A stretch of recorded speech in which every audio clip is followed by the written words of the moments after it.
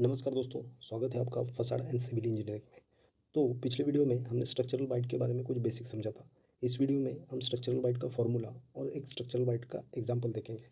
तो देखिए structural bite क्या है, एक बार थोड़ा सा रिवाइज करते हैं। एल्यूमिनियम और ग्लास पे जो हम स्ट्रक्चरल सीलेंट यूज़ करते हैं तो उसका जो विड्थ होता है उसे हम स्ट्रक्चरल बाइट कहते हैं और हाइट को हम ग्लू लाइन कहते हैं। तो ये ध्यान में रखिए और चलिए शुरू करते हैं। Minimum structural bite is equal to glass short span into wind load into 0.5 divided by 138 kPa। Glass का शॉर्ट स्पैन मतलब क्या है, अगर कोई ग्लास 1.5 मीटर बाय 2.5 मीटर है तो इसका जो शॉर्टेड स्पैन हो गया वो 1.5 मीटर हो गया। तो हमें ग्लास का शॉर्टेड स्पैन पता होना चाहिए। उसके बाद दूसरी चीज़ क्या पता होनी चाहिए, विंड लोड। विंड लोड मतलब क्या है, उस बिल्डिंग पे मैक्सिमम विंड लोड क्या रहने वाला है या फिर उस जोन में क्या मैक्सिमम विंड लोड होने वाला है वो हमें पता होना चाहिए। वो हमें कौन बताता है, तो डिज़ाइन प्रोफेशनल्स हमें बताते हैं। देखिए अलग अलग एरिया का अलग अलग विंड लोड रहता है। मतलब जैसे कोस्टल एरिया में विंड लोड ज़्यादातर हाई रहता है एज़ कम्पेयर टू, अगर सिटी है, कोई सिटी का सेंटर है, उसके कंपेयर में कोस्टल एरिया का या फिर कोस्ट लाइन से नज़दीक जो एरिया है वहाँ पे विंड लोड ज़्यादा रहता है। दिल्ली का विंड लोड अलग रहेगा, मुंबई का विंड लोड अलग रहेगा, पुणे का अलग रहेगा, हैदराबाद का अलग रहेगा। तो आपको विंड लोड किसी भी प्रॉपर प्रोफेशनल डिज़ाइन प्रोफेशनल से ही लेना है। बाद में जो 138 केपीए है, ये क्या है, maximum allowable live load design stress. ये स्ट्रक्चरल सीलेंट का जो डिज़ाइन स्ट्रेस है वो है। और विंड लोड और ग्लास डायमेंशंस, इसका स्ट्रक्चरल वाइट से क्या रिलेशन है, तो देखिए विंड लोड और ग्लास डायमेंशंस ये डायरेक्टली प्रोपोर्शनल है। मतलब जैसे सपोज आप विंड लोड के केस लेते हैं 2.75 से अगर 3.75 हो जाता है तो आपका स्ट्रक्चरल वाइट सीधा बढ़ जाएगा।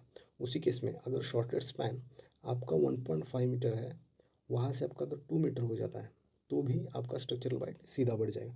मतलब विंड लोड बढ़ेगा तो भी बाइट बढ़ेगा, ग्लास डायमेंशन बढ़ेगा तो भी बाइट बढ़ेगा। तो चलिए एक एग्जांपल से इसे हम समझते हैं। ये एक ग्लास है जिसका साइज़ 3200 इंटू 850 है। तो ये ग्लास साइज़ क्या हो गया आपका 3200 इंटू 850। विंड लोड यहाँ पे हमने लिया है 2.75 kPa। तो इसका शॉर्टेड साइज़ क्या हो गया 850 हो गया। तो बाइट साइज़ का अपना फॉर्मूला क्या है, shorted size into wind load 2.75 into 0.5 constant divided by 138। तो ये तकरीबन आता है आपका 8.46 तो इसको आपको हायर साइज में कभी भी राउंड अप करना है तो ये हो गया आपका 9 तो बाइट साइज़ क्या हो गया आपका 9 हो गया, ये ग्लास के लिए, ये विंड लोड के लिए।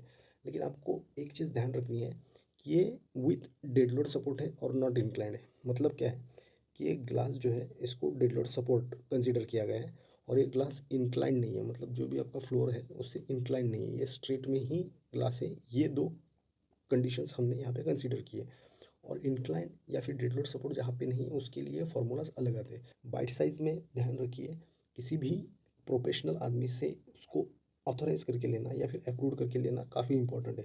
क्योंकि बाइट साइज़ ग्लास को होल्ड करने के लिए काफ़ी क्रिटिकल पार्ट अदा करती है। तो अगर बाइट साइज़ कैलकुलेशन में आपकी कुछ भी गड़बड़ होगी तो उसका एडवर्स इम्पैक्ट हो सकता है शॉर्ट टर्म और लॉन्ग टर्म में भी।